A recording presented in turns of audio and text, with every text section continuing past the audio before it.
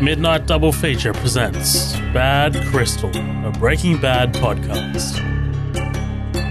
On this episode, we bring you Season 2, Episode 10, Over, written by Moira Wally Beckett and directed by Phil Abraham.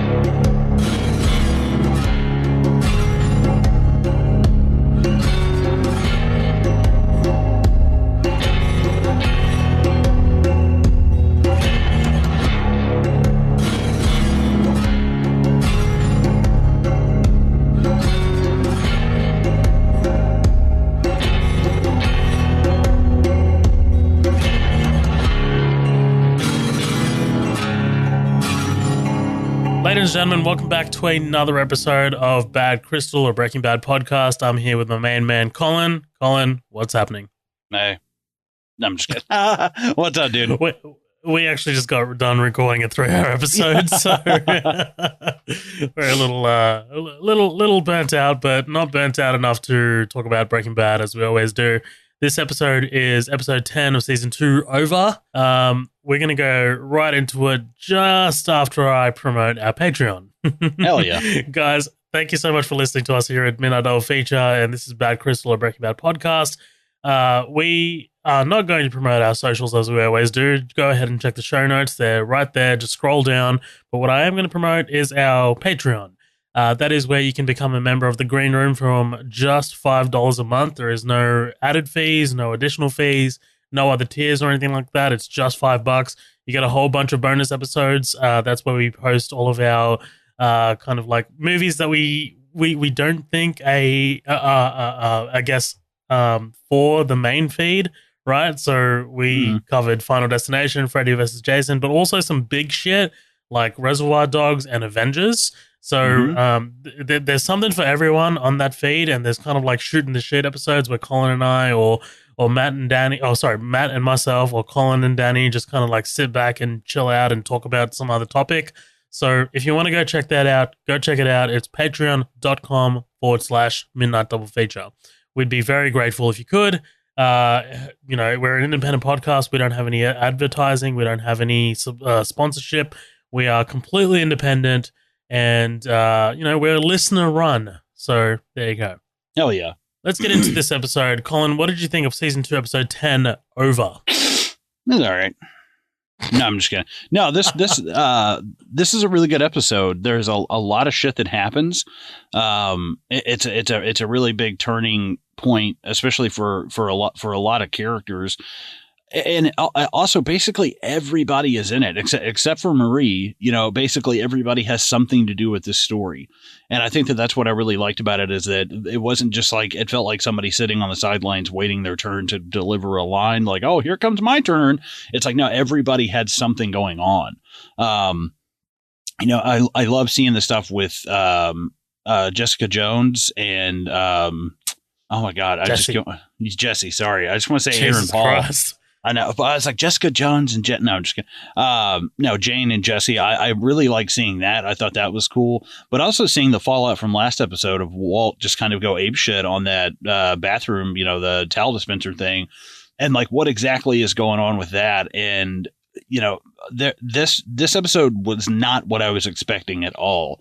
It definitely hit a point where I was like, is this a dream? Like for a second, I was like, is this going to end up being like some kind of dream? And definitely was not. So I think this is not how I thought Walter would react to getting the diagnosis. I like that this episode really kind of kept me on my toes. I wasn't like, wow, I did not expect him to like get drunk and act a fool and turn into like Bob Vila and start fixing the house and shit.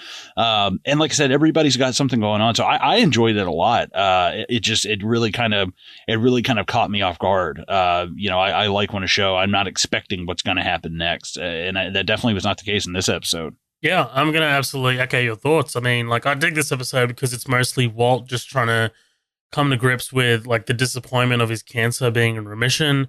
And funnily enough, like it seems like a bigger blow to him than the actual cancer diagnosis.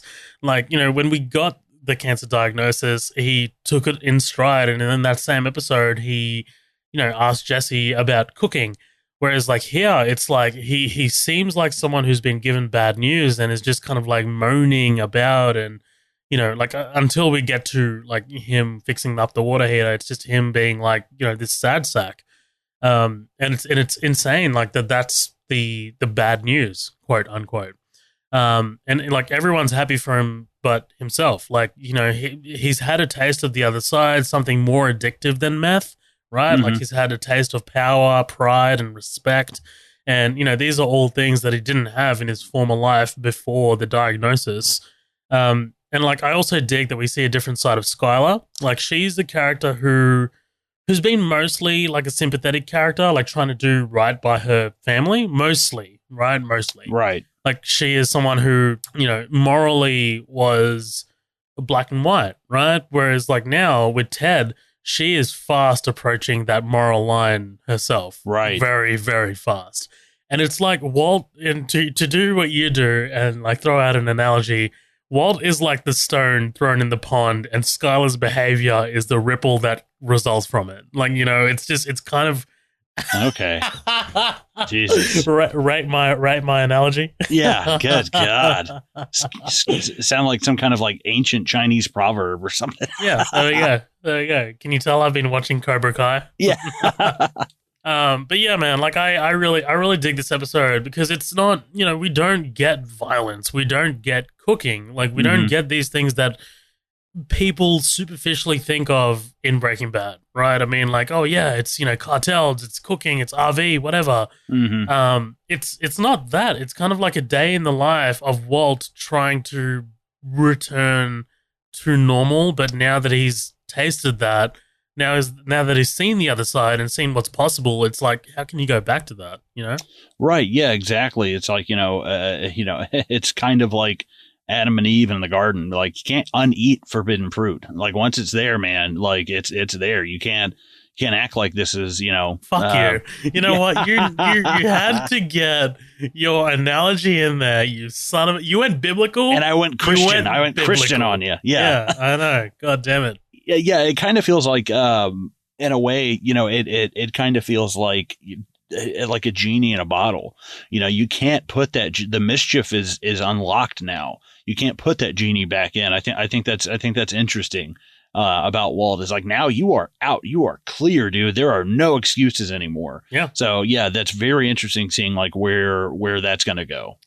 There are no more excuses, but we see him making excuses. Like we'll get to the scene in question, but you can really try and see him like weasel himself out of this. Like it's Right. really fascinating. We'll get to it, but let's get into this. What do you say?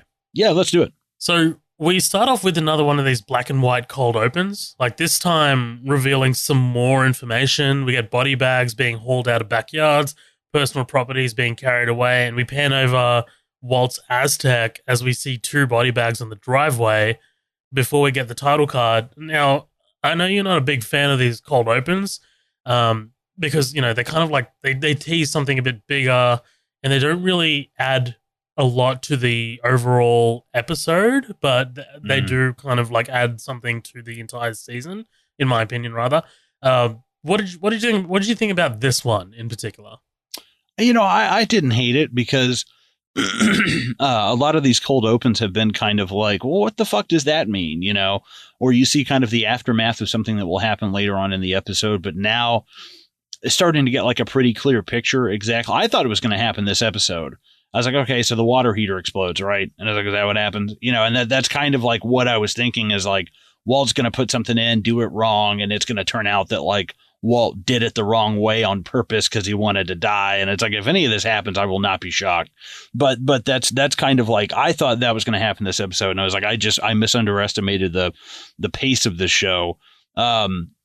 But I enjoyed it this time because it's setting up stuff that like it has to pay off. It's not just like, oh, here's a thing in a pool and some shadow. It's like, no, motherfucker, there are dead bodies. Like there's definitely some shit going on. There's consequence to this. Yeah. Right. This is not something where Walt can just go, oh, well, I just lost my cell phone. It's like, no, dude, like outside people are getting involved now, like official people. Yeah, it's interesting to me that you went to the water heater. All I'm gonna say is think bigger. That's all I'm saying. That's all I'm saying. No spoilers or anything. Just think bigger. All right. But then we get the title card.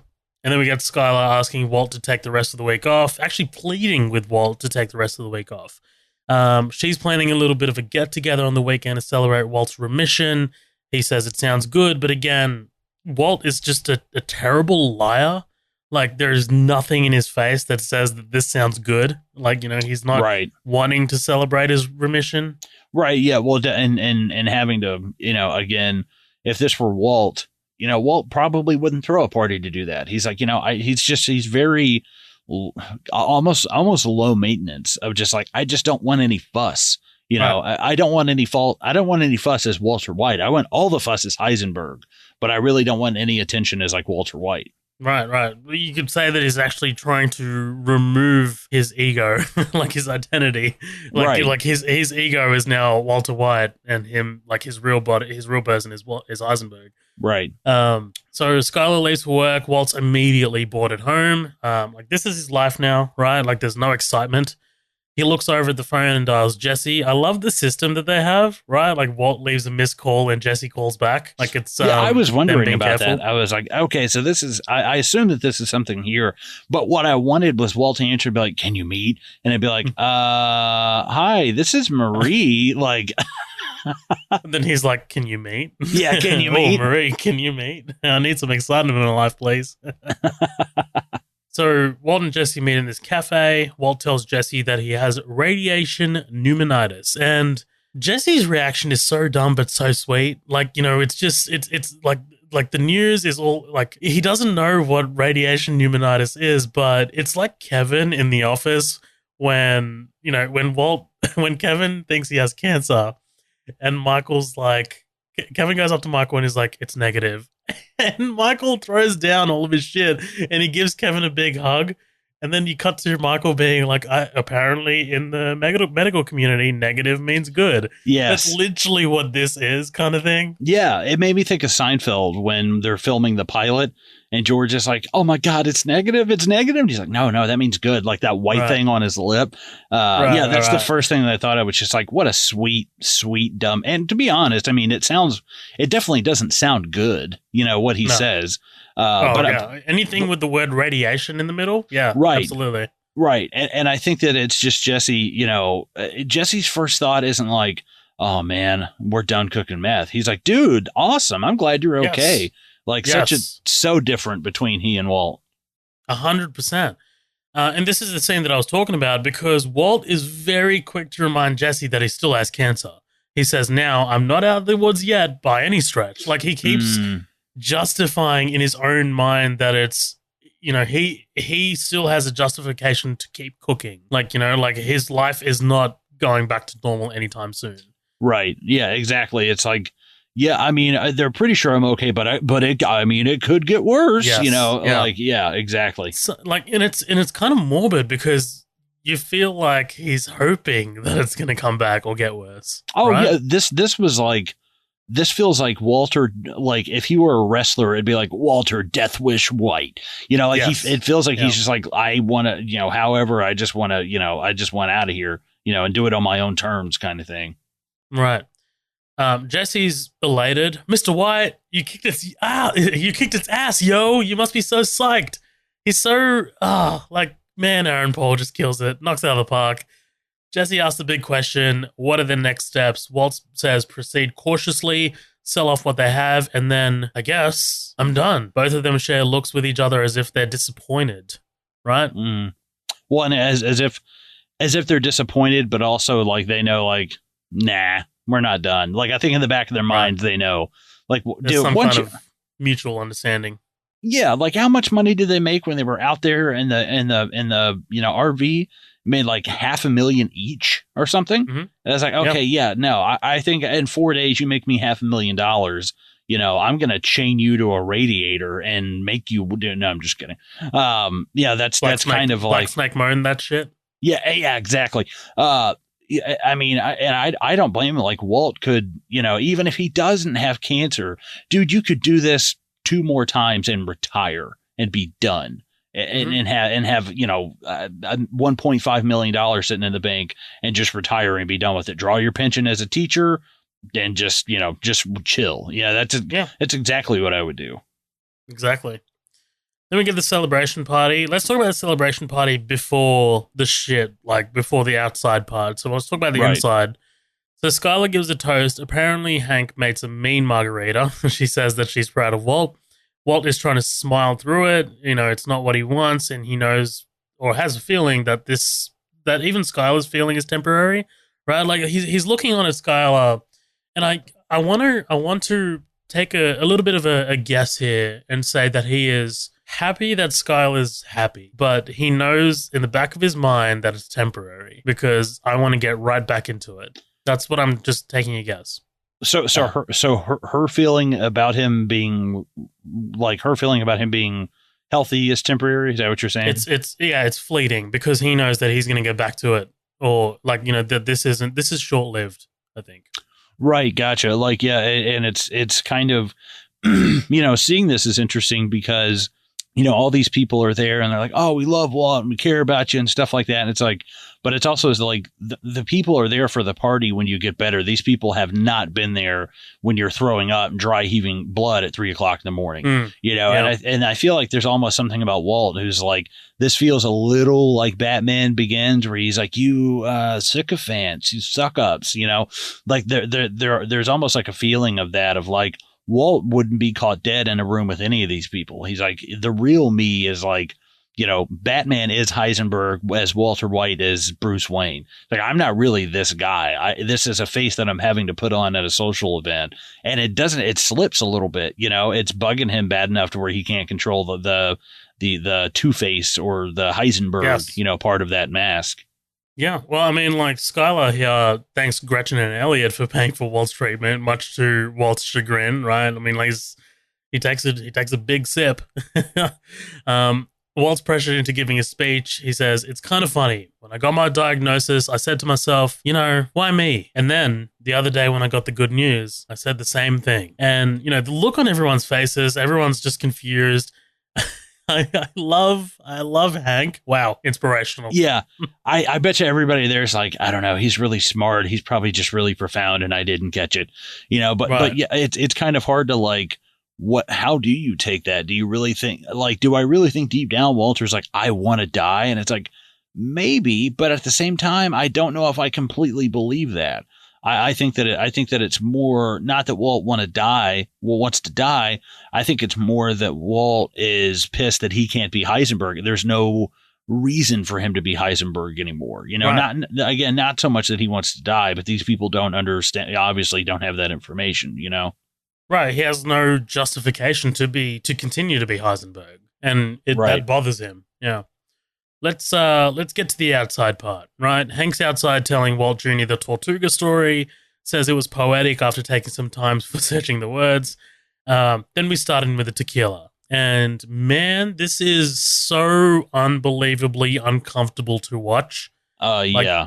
Both characters, Walt and Hank, and the actors that portray them are incredible here. Like, we see sides of Hank and Walt that aren't like super obvious. So Hank does the responsible parent role, whereas Walt is the loose cannon. And, you know, these are both sides of the characters that Walt Jr. has never seen before or rarely sees before, right? Right. Well, yeah, seeing Hank be the one who's kind of like, you know, seeing Hank kind of be the adult and seeing Walt be the one who's kind of, you know, being, like you said, a loose cannon. You know, this would feel like something that Hank might do. And I'm not saying that Hank is just a drunk and a loud mouth and does his shit all the time. But if you were like, which one of them do you guess has a drunken outburst at a pool party? Yes. I'd be like, Hank. You know, that's the first thing that I would think. So it's also seeing Walt drink, which we haven't really seen him do a lot. We haven't really seen him drink a lot of alcohol. So it's like, you know, it's interesting when you see people sober versus drunk. It's like, how exactly, you know, how does this function? You know, like, especially when it's not somebody who's around. He doesn't seem like he could hold alcohol very well, is what I'm saying. So for him to be pounding these drinks down, it's just such a recipe for fucking disaster, dude. And it's tequila. I fucking hate tequila. God damn it. Yeah, I think I'm a rum guy. I'd rather hit up a bottle of rum or whiskey or something. But what also gets me about this is just the little things where, like, I think that this is also Walt starting to get sick of Hank being a fucking dad. Yes. Yes. just even the subtle things of Hank's shot glass. He can't have a shot glass. He's got a double shot glass because he's twice the man, and it's like, there's something even subtle about that I love. But dude, when he puts his hand over that cup and he's like, no, it's enough. And it's like, oh man, like you're fucking with somebody's kid, man. The look that Dean Norris gives Walt, and just like he puts the hand over it and he's like, no, like no more. Like, you know, it's just, so good. And then, like, Walt's, what are you looking at him for? Like there are two moments in this episode where Walt is frightening as shit, right? There's obviously that big one at the end, but there's this one right here. What are you looking at him for? And then bring the bottle back. Oh, dude, yeah. It's my son. It's my bottle. It's my house. And it's like, I think this is just him kind of, and something tells me after this episode that Hank is not just like, I don't think that's just a drunken outburst. Like, I deal with criminals and there's something off about the way that he's acting. I feel like this may put him on his, not that he can even really quantify it, but it just puts him on a weird radar for Hank is what I think. That's a good observation. But like we said, Walt goes off the handle here, and I think this is him mostly wanting that, like, we can, like, you mentioned that whole thing about Walt picking up on the fact that Hank is now somewhat of a surrogate father of Junior's, but I think mostly it's Walt just wanting that feeling of excitement again, or like him being able to stand up to Hank and go toe to toe and prove to himself that side of him hasn't disappeared following the remission diagnosis. Like, it's kind of like Spider-Man and Spider-Man 2 losing his powers, and this is him like testing his abilities, like that they're still there.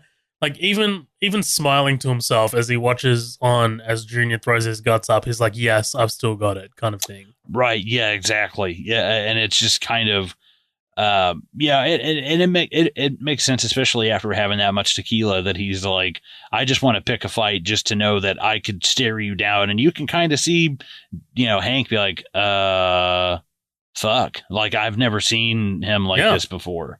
Right, exactly. Like, Hank relents somewhat. So Jesse makes breakfast for Jane. Again, they're both really sweet, right? I don't want you to have to do anything, says Jesse. And like their smiles and the way they kind of like look at each other, it's kind of genuine. Dude, really, seeing a hot ass girl wearing nothing but a big t-shirt, it's just like, I love it. I know. But this is like kind of like what you get when you cast talented actors to really sell you on what their characters are feeling, right? I mean, like, and even you mentioned what they're wearing, like the costume design and everything like that. This feels like the bright spot of the season currently, like where we're at with every other character. Mm-hmm. Like, everyone else is just kind of like doing the wrong thing or like towing a moral line.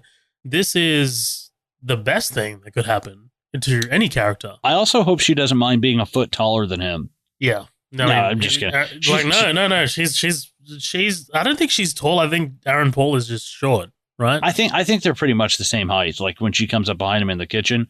But it's that she's kind of tallish, like taller than an average woman, but he's definitely shorter than the average guy, so it kind of like levels out a little bit. But yeah, this is really charming. Her picking the eggshell out of the eggs. Every boyfriend, husband, fiance, whatever, has done this before at some point. Fucking guilty. Yes. Oh yeah. But it's also seeing Jesse do it. This feels like this is the first time, one of the first times, if not the first time, that he has actually done this for a girl. Mm-hmm. Like, this is a guy who would go to hotel rooms and bang prostitutes and stuff. So it's like, I really don't see him, do it. Yeah. I really don't see him doing this, or have, not that he wouldn't do it. It's just that he doesn't have the opportunity that often, Yeah. Right. I mean, because he's kind of a burnout before this. Like, I mean, like, think about like him, going to the Crystal Palace and sleeping with Wendy and all that stuff. And, like now in mid-season 2, or rather the end of season 2, we're seeing him in a much better position than he was previously in season 1. Oh, yeah. So Walt's nursing a wild hangover as we see Skyler at work screening Walt's calls. Walt leaves a voicemail apologizing and saying that he wasn't sure who he was at the party, but it wasn't him. That's Walt in a microcosm, basically. Doing the deed and then regretting it afterward and blaming someone else, pretty much. Right. Basically, like, just kind of, it's like doing a football, like, lateral move of like, oh, yes. But also, like, not taking responsibility for what he did, right? I mean, like, he apologizes, but it's kind of a shallow apology. Right. That's what I mean. It's just a deferment. It's just deflection. It's just him saying like, oh, I'm sorry. I don't know what happened there, honey. It's kind of crazy, right? Right. So the water heater is a shit show, right? Ted and Skyler are at work. She tells him that Walt was battling cancer and that he recently received good news. And can you imagine, like, if all he wants to do is fuck, he's just thinking cancer, great. Oh, right. He's like, eventually I'll have an opening there. I'll get you eventually, my pretties. Walt goes for the tankless water heater. He says price is not an issue, and he's going to install it himself. Spots a note with blood on it before he hands it over. Literally blood money. Right? Oh, dude, yeah, that, and like seeing that pop up is fucking, for one thing, it's absolutely hilarious to see that pop up, but also I've got to go back because the sludge that's like coming out of his sink looks like the shit from Ghostbusters 2. Yeah, that's like all I could fucking think of that animates the bathtub. Yes, exactly. But yeah, seeing him actually, like, again, it's just a small reminder of like, this is what this guy does. Yeah. Like, this is not, oh, cute and games. No. And it's like, no, this is blood money, man. But it's interesting to see him directly improving his life with that money, with the proceeds of that money. Like, like it's just there's something about that because we don't see that quite often, right? Like, we get the gist of it, right? That's why he's doing what he's doing. But we've never seen him physically spend the money that he's actually earning from the meth trade on improving the house. His life. He's always been saving those nuts for winter, and now it's like, well, that might not be, what's going on. Right. Jesse and Jane bond over Jesse's old comics, Rewindo, right? I mean, like this hero that can make everything go in reverse. He just walks backwards. I love the meta-ness of it all, like her being most famously known for portraying Jessica Jones, who literally was born out of a comic book, right? Oh, that's funny. Yeah. She freaks out and bounces when she realizes her father is visiting. Jesse interrupts their conversation, and this is so incredibly awkward. Yeah. She must be thinking, please, Jesse, do not say anything embarrassing. Like, she pretends not to know him, which Jesse is taken aback by. Here's my thing is if she wanted you over there, if she saw this person and then she took off running and you can hear the conversation from behind the door, you can hear her say, oh yeah, it's my dad and blah, blah, blah. And it's like, dude, you are not at the stage of meeting the parents yet. And also maybe take time to think that he would not have, she's already said he's kind of a tight ass, that her dad would not want her mixing business and pleasure. The fact that this is their house that they're renting out and, oh, now she's banging the guy. And, oh, she lives right next door. And, oh, it's just, it's going to give him more reason to slack off and damage the property and blah, blah, blah. So it's kind of like, dude, you are not called out there. It's insanely bold to just walk out there and be like, oh, hey, yeah, what's up? Like, what's going on? It's like, it'd be one thing if you were like, oh, I just wanted to meet the owner of the property. Like, I heard you out here and just wanted to say, hey, like I'm your tenant. I just wanted to say hello or something. But it was just like, hey, what are you guys doing? It's like, leave me alone. Why does my daughter smell like cock? And it's like, why don't we get out of here? Go get some Waffle House. Yeah, like Jesse doesn't put that much thought into things, No. Like, and that's 100% apparent here. Well, also, I don't want to go past like when he almost unlocks the door and just walks in, and I think that that's a really telling thing of like, that at some point he's probably had to do that. Maybe he's terrified he's going to find her and she's overdosed or something, or he's like, I'll give you this property, but I'm going to show up and pop in and check on you, and if you're not there, I'm fucking walking in. Like that. You think this is kind of like a welfare check? Kind of, but I think maybe, but at the same time, he owns some property. She admits that she's kind of been a fuck up before. He's probably given her a lot of chances and stuff. And the same thing with Jesse's parents. I feel like, if he's a tight ass, I feel like that could probably be, that kind of thing. But still, yeah, dude, don't go fucking walking out here and this person's talking there. She would have, if she saw him, oh, that's my dad, you can meet him. Like, oh, cool. Yeah, that's fine, dude. You just walk out there and start shoving your dick in people's conversations and stuff. You can't just waltz out there. No, 100%, dude. Like, I mean, like, dude, I would be shit. I'd be fucking terrified. I'd be like, no, I'm there in the front. I'm going to the back. Right. Get me as far as possible. Walk out the door and be like, oh, hey, yeah, by the way, thanks for making this fine piece of ass. And he just slaps her. He's like, slaps her right on the butt. He's like, thanks. Oh, God. Thank you for making this piece of Canadian bacon. Junior's impressed by the water heater, which you can tell actually means a lot to Walt. Like, this is nice. Like he's like, why don't you go test it out?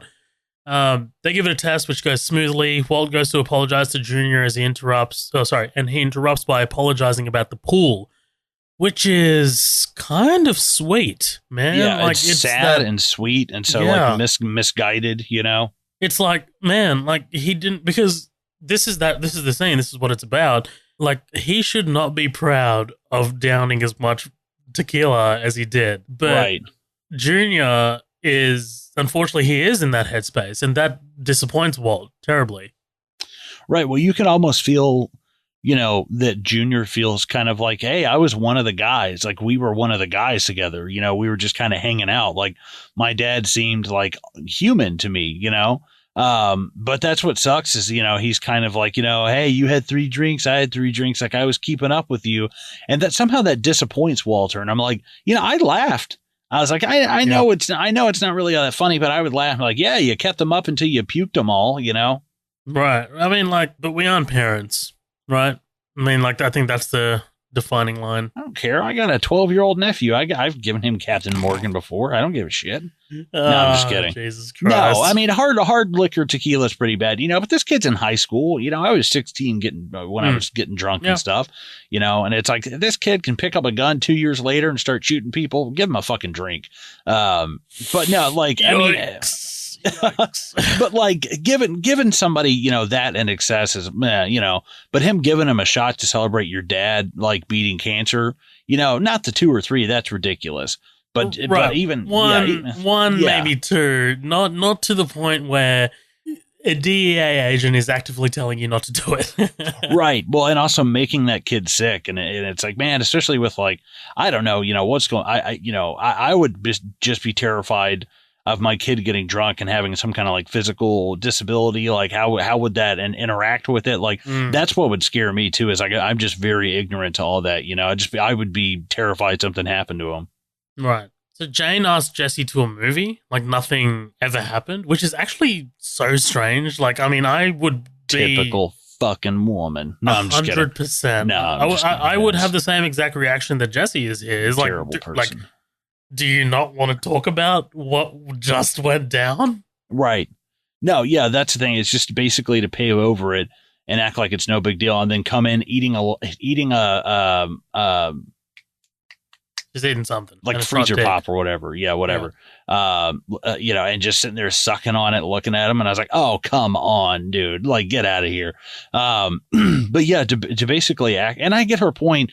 The less he knows, the better, it's just, let's just act like nothing, like nothing ever happened. But then, the fact that he's like, it's one thing for her to be like, listen, this is just going to complicate things. And we don't even really know where this is going. I just thought it was better if we did it this way. That I could at least understand. Maybe I don't agree with it, but I understand it. But then her, being like, us, she's like, what's us? Like, that's fucked up, dude. That's not cool. That was a little, I don't know if she's trying to get payback on the situation that Jesse just caused, but that seemed really harsh, or like it seems very, suddenly withdrawn. Like, like she's somehow maybe received a talking to from her father, and like now she's withdrawn and going back into a little cave, Yeah, well, I think there's something too about, obviously they always say, people that are in that are addicts or in AA or something. They're like, you really should not be pursuing a relationship at this time. Like you're still, unless you've been sober for a while, like, just from what I've read, my little experience, like you should probably not be trying to juggle a romantic relationship right now, because you can kind of swap that out. People get addicted to like a person or sex or whatever. So it's like, it's not a good idea just in general to do this right now. So it feels like, is it coming from a place of just like, okay, you've gotten too close, let me just push you away completely? Or is it, or is this how she actually feels and she just wants some of that, Jesse dick, that JD? That JD? Yeah. But it's really sad when Jesse says, I mean, like, because he was sure that there was going to be an us and a you and me, and it's sad. That's all I'm saying. Like, having seen the rest of the show, and knowing that Jesse was kind of like this close for like to probably not like to getting out of that, it's kind of heartbreaking. Yeah, definitely. After Walt finds out that the wood in the water heater closet was rotting, he goes out and buys supplies. A little bit of a home project to distract himself from returning to his humdrum existence pre-meth. He finds a crawl space, shows Junior the rotting wood. It's wood, he says. Says Junior. It's wood. Okay, fine. What do you think about this? About his home project kind of thing? Yeah, that definitely, again, that feels like taking the place of something else, almost like Walt was addicted to being Heisenberg, and now he can't be Heisenberg, so he's become addicted to just repairing the house. Right, and like I don't Tim know. Allen and home improvement shit. Yeah. Yes, exactly. And that's why I didn't know. Have you seen Home Improvement? I didn't know if that was popular over there. I mean, it's been off the air for fucking decades, but it's like, I mean, I remember when my parents used to watch it for sure. Son of a bitch. All right, awesome. See, I threw that Bob Vila reference in there, and I wasn't sure if you were going to get. I saw you got it, and I was like, okay, so I know who Bob Vila is. Yeah. But in the same way that Walt has been addicted to Heisenberg, now he's trying to fill that with just some kind of project to keep him to keep his hands full. And I don't know exactly what I'm sure there's some kind of symbolism there in him working on his house when, it's like, oh, I'm trying to make this a livable home. And it's like, this is a house, not a home. Like you're working on something that's just like, yeah, you're working on the physical parts of it, but the love and the, trust and the honesty, none of that's there, which is interesting. You're repairing the physical stuff, but not like the shit show of relationships. Yes, exactly. It's like a Cadbury egg, no nougat inside. 100%. So finds a crawl space. Oh wait, we already said that. But you know what I love? I love the transition to Walt starting up the saw to the janitor vacuuming the floor outside Skyler's office. And there are a couple transitions in this episode that I'll get to another one. That's fucking hilarious. I like it. But yeah, Skyler noticing some discrepancies in the books at Beneke, and he kind of just palms it off. Right, I will figure it out tomorrow. He says, somebody's cooking the books. Yeah. Oh yeah, somebody's definitely cooking the books. All right. Deflection immediately blames your dead dad. That's deflection. Like, nah, I don't know about that. I like it. She breaks down and starts crying, blaming it on the hormones, but Beneke pushes her until she admits that it doesn't feel any different. The good news. Nothing's really changed. We're just postponing the inevitable. And Ted tells her that being a rock takes a toll on people. You have to give it everything you've got. And that's honestly fucking a decent perspective. I like this. Yeah, absolutely. My question is, and yeah, no, you're exactly right. That is great. What is inevitable? Their marriage falling apart? That Walt's cancer will return, because remission is not actually cancer being cleared. It will come back eventually. Okay, that's what I was wondering, is like, is she talking about even though he's cancer free, like we still have a shit marriage, like it's inevitable? And I was like, okay, so that definitely makes sense though. I mean, yeah, he's not 100% out of the woods. He could take a left turn and just dive. Right. But yeah, I wasn't really sure. I'm glad. Yeah, I was kind of curious what your thoughts were on that. That the cancer coming back is inevitable. It's funny because Skyler is 100% cognizant of it coming back, of the cancer coming back, and so is Walt, but for the wrong reasons. Walt is cognizant of it coming back because he wants a justification to be Heisenberg again, whereas Skyler is acting like a normal person would and is afraid of it coming back for the right reasons, Right, yeah. Good God, though. She looks amazing and that like bluish purple shirt, and it's like has like definitely very low cut, and it's like it's not like Jan from The Office, but it's still like I'm just saying, like I wouldn't swing consider low, that. sweet chariots. Yeah, I would not wear that in an office. That's just me though. Yeah, I mean, that's the way the episode goes, right? Like as it progresses, her clothing gets more and more sheer and low cut, and that's her approaching that moral line that we talked about. Yeah, absolutely. But Ted offers a comforting hand. They lock eyes until she quickly retracts it to get a tissue, at which point Ted visibly looks disappointed. But interestingly, Skyler brings her hand right back to his, and the scene just ends right there. I love Gilligan's choice to cut it right there, man. Like, there's no other bullshit. It's just, here it is. Like, here's the comforting hand.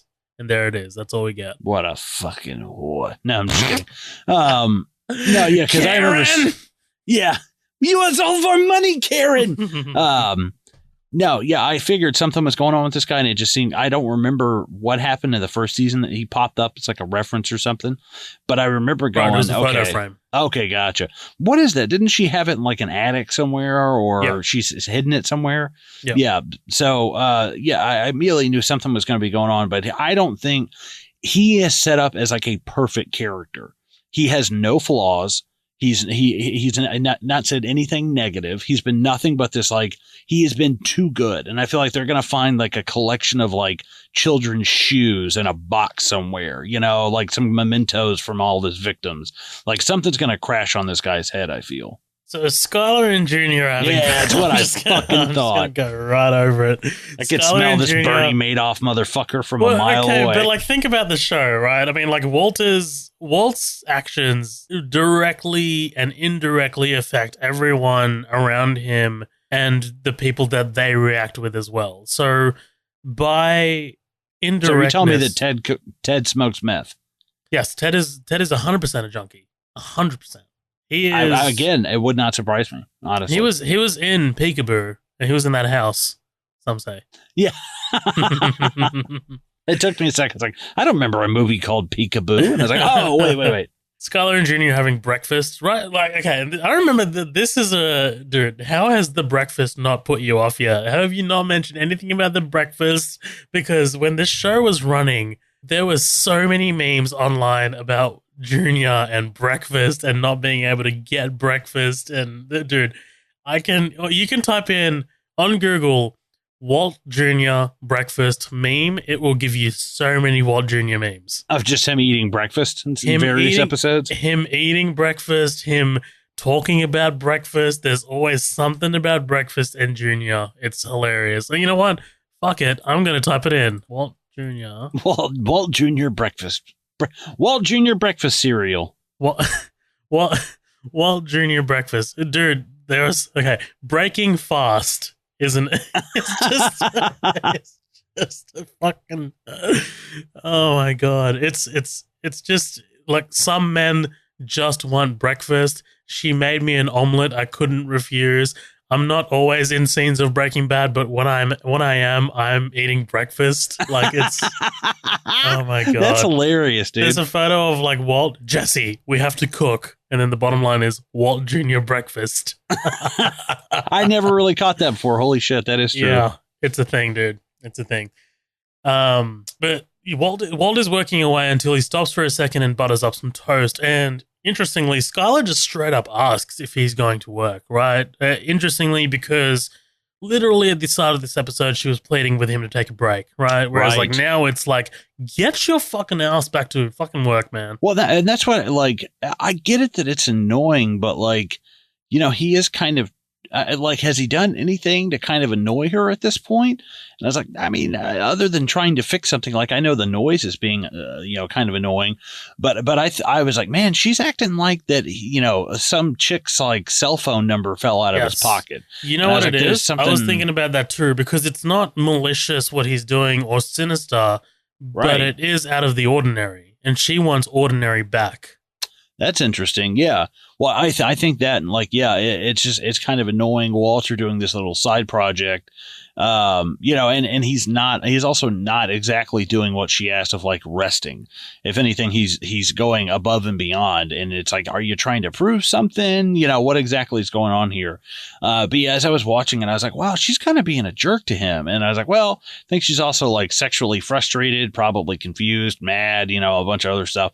I was like, but yeah, there's something that was a little, the annoyance and the even, like, get out of here and go to work was like, that's a bit much. I gotta admit, it was a little, it was like, it just, not that it's heavy handed or it's bad storytelling. It just immediately caught my eye of, like, I mean, don't get me wrong, I've never really been Skyler's, like, biggest fan, but that was a little out of character or out over I'm the going to top. plant my flag. I'm going to plant my flag and firmly say that I think it's because she really wants everything to go back to normal, and him being obsessed with this home project is way out of the ordinary. Like, right. It's not something, because I think after the remission news, she was really not expecting. I think expecting is too strong of a word, but wanting everything to go back to normal. Like, really, really wanting it. And now that it's not happening, she's disappointed or angry, and now she's lashing out.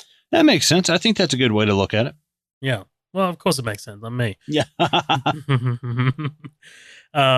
So Jesse lights up a pipe. He's still really into the heavy stuff, right?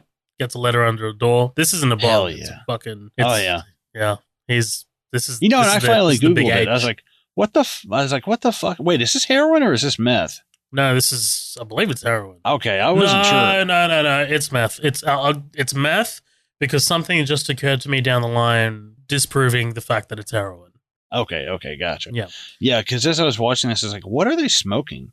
And Aaron Paul, I think, said it was like glass candy, cotton flavored glass candy, and he was like, and it always tasted like somebody had just burnt a bunch of like cotton candy in my mouth. He's like, it tasted horrible. I was like, oh god, dude, that's gonna be terrible. The worst. It's like, what do actors drink again when it's beer? It's supposed to be beer. What is it again? It's like, I have something. no idea. Yeah, it's like lemon something. I know, like ice cream in a lot of movies, or like mashed potatoes. That's a big one. Is like ice cream for mashed potatoes, so they don't melt like under the stage lights and stuff. Like Al Pacino, I don't think he's ever released what he's actually snorting in Scarface. Yeah. I've heard like baby formula. I've heard like a bunch of different stuff. Yeah, it's still, it's going up there. Ugh. Right, yeah. It went somewhere. So back at Beneke, we see Skyler at her desk, and again, notice what she's wearing now, low-cut black dress, right? Who's that lady? Who's that lady? Lady in black. Yeah, that's what I was saying. Lady in black. And she knocks over the pencils on purpose, right? This is my favorite transition because we hard cut to Walt drilling a screw. Yes. Oh my god, that's so good. Like, this is perfection. Because she's too far along for him to take so he's got to go, take the old dirt road. Yeah. And it's like, oh my god, this is what I'm gonna do to your wife in our office. Yeah. You wanna get into Shrek's swamp, right?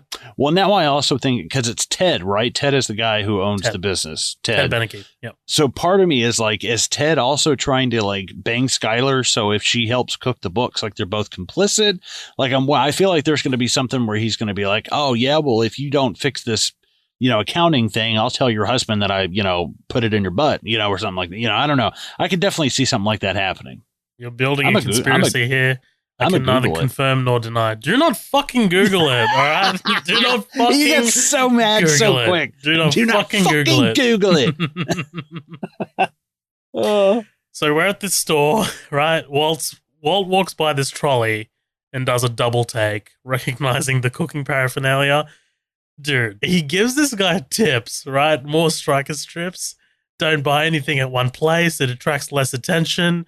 This guy just takes off. Talk to me about this. Before we get to the outside, just to talk about the inside. Sure. Yeah, well, what's strange to me is that he's given this guy advice, and I think he's just kind of wanting to, like, it's almost kind of like Walt is like, I still have like an itch to teach, but I want to teach somebody something that they really want to learn. And I think that that's what's kind of interesting is, you know, he could be like, I could talk to you about hydrogen all day long, but you're not interested in that. You want to learn how to make crystal meth. And I think that that's what's kind of cool is like, how often does he have somebody who's kind of like a peer in that field that he can sit down and be like, oh, this is what you need. You need this, you need that. But then why give him all this advice and then walk out in the parking lot and be like, my territory? You know, it's like, okay, like why give this guy all the advice, you know, and then try to scare him off? And I was like, I don't really know. But what's hilarious to me is the guy running off. Something changed because if you notice, while he's in the line, he changes his mind and sets down the paint cans and then walks outside and then realizes those guys are still there. So something flips while he's standing in line with the paint cans before he goes to pay. He's like, I don't want to do this anymore. I'm exhausted. This is not paying off for me. Like the home improvement project is not paying off for me. It's not giving me that itch. You're right. It's not giving me that kind of rush that I previously had. Right. So yeah. Well, that and the whole thing of the transition is what's amazing is because he's in line and every time an item gets beeped, it's like zip. Yes. And it's that's so good. It's like some Edgar Wright stuff, right? God damn it, dude. You took the words right out of my mouth. Right. It's some Edgar Wright shit. For sure. But yeah, there is definitely something where a switch gets flipped. And I can't exactly tell you what's going on in his head. And I think that's what's kind of the mystery of it that I kind of don't want to know. I think there's just something where he's like, you know what? No, fuck that, dude. If you're not going to show up and do it right, get the fuck out of here. 100%. And it's never specifically brought up again why he changed his mind right here. But I mean, like, I'm going to interpret it as I'm not getting the same highs that I did when I was out there cooking, you know? Yeah, that's fair. So let's talk about this, right? Like, he's in the parking lot, notices the meth chef talking to a bald guy outside a low-rent RV. Always got to be the bald guys. Tell me you caught the parallel. What parallel? Well, I mean, the bald guy. The bald guy. That's funny. I didn't really think about that. The wannabe Jesse lookalike. And literally they're basically standing outside like a miniature RV. Right. No, I didn't even really catch that until, I mean, definitely I was like, oh, these guys are kind of doing the same thing. But even like the Rick and Morty of it all, of like the old guy and the young kid, like kind of thing. Like an alternate universe. Yeah. Right. Well, and what's hilarious to me is like, dude, the whatever the kid, whatever the younger guy is like, tell me this guy is not fucking like Officer Doofy from Scary Movie. Like the way he runs away, it's just like he looks like, yeah, come on, let's go. Yeah, let's go. Stop stuck. What does she say? She's like, yeah, stuck in your dick, stuck in the vacuum cleaner. Oh my God, like that. Dude. He's like, hey, smell my finger. What is it? Oh, it's my ass. Well, yeah, and the guy runs away from Walt like he just shit his pants. And he's like, and like, it's so fucking goofy, man. But yeah, I didn't even catch the parallel. That's really interesting. Yeah, well, I didn't catch it until this view, honestly. But now that I have spotted it, I can't unsee it because literally the guy is dressed exactly like Jesse the first time you see him. He's got the beanie, he's like got the overblown clothes. It's 100% there. It's 100% obvious. All right, let's get to this. Stay out of my territory. Dude, the look as he spits the line out is horrifying. Like actually blood-curdling, nightmarish, ghoulish, horrifying. Well, yeah, because the thing is, like, when you're watching the scene, you're like, okay, so he, you know, obviously he's not going to outmuscle this dude. He doesn't have a gun. Like, how does he get this guy off of him? And it's one thing to write that and just say, oh, it's just a stare down, and he stares him down and he wins. It's like, it's another thing to be the guy on the other side of that page having to act that out. And it's just this, like, Bryan Cranston has this thing where he'll be kind of looking and talking to somebody, and the eyes will drop just a little bit and the head will go down, and then he just doesn't blink. And it's like, you look like a crocodile, like just staring at somebody, just slowly slinking up.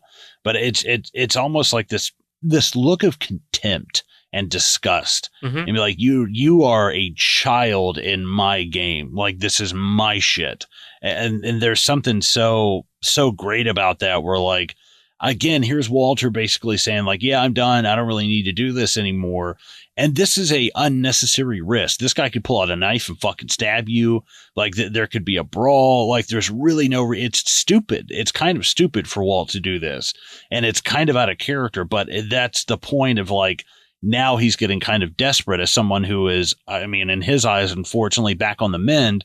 He's, now disappointed by that. And it's like, I'm thirsty for conflict. I'm thirsty to bang my chest and roar and let Right. these motherfuckers know who I am, It's literally the same standoff that he had with Hank, right? I mean, like they back off, much like Hank pretty much did, right? And that led to Walt's like satisfaction in this whole situation. So yeah, no, 100%, dude. Like, this is a astounding moment. I remember the first time I saw this, and I was like blown away. I was like, holy shit, dude! Like, this is fucking terrifying. But yeah, that's it, man. That's episode 10 over. I guess over is over. Yeah, I guess over and over. So, yeah, talk to me about your overall episode thoughts and where you predict this is going as we start to close out this season of Breaking Bad. That's a good question. So, I mean, overall, I like the episode a lot. I think, like I said at the beginning, it's got a lot going on for everybody. I think that's really interesting. Seeing Skyler not be so, perfect, like, I think that a lot of the stuff when she it's going to seem kind of like hypocritical now in a way, to like just to like criticize. She is kind of like a judgmental character, so to see her actually kind of doing something taboo or like risque or something like that is really interesting. As far as where it's going, I think there's a lot of different pans on those fires right now, where you've got this boiling over here and this kind of sauteing and this kind of stirring, and you've got this relationship between Walt and Walt Jr. that's kind of been affected now, for better or for worse. The relationship with Hank has definitely been affected now, because Hank has seen a brief glimpse into like Heisenberg. Like, he's actually kind of taken a look at him now and unknowingly seen like his enemy face to face. It's like he doesn't know that this is who it is, but there's this weird feeling in the back of his head that's like, this is not right. Something weird is going on here. So I feel like there's going to be some kind of shit going on with Hank and Ted. I feel like I can't tell you exactly what, but I feel like the next couple episodes will be kind of Hank and Ted heavy, Okay. I like where your head's at. This episode, this is a great episode, because I like that we don't get like I said, the cliche Breaking Bad things that a casual observer of Breaking Bad would think that the show is made of. Like, This is an episode where we don't get the cooking, and we don't get the violence, and we don't get the cartels, and we don't get Tuco, and we don't get these kinds of like outside players. There's no out and out kind of like danger that's threatening anyone's lives, but we are seeing a progression of each character. Like, we are seeing movement. Like, it's not, stopped, or it's not glacial or anything like that. That's why I really dig this episode. But yeah, man, I like where your head's at, and yeah, we'll see where we end up towards the end of season 2 here. Do you have anything else to say before we close this off? No, guys, just stop by, rate, review us on iTunes, here on Bad Crystal, and at our regular feed. If you want to check out any of those, we're recovering all of our movies and stuff. It's just midnight double feature. But yeah, please stop by, rate, and review both of those. That would definitely help us out a lot. If you can, sign up for the Patreon. If not, hey, just give us those free reviews. That'd be awesome. Awesome. Couldn't have said it any better myself. Guys, thank you so much for joining us here on season 2, episode 10 of Bad Crystal. We are flying through this. We are flying through this show, and we can't wait to bring you more. So thank you so much for listening, guys. We'll see you guys next week here on Bad Crystal.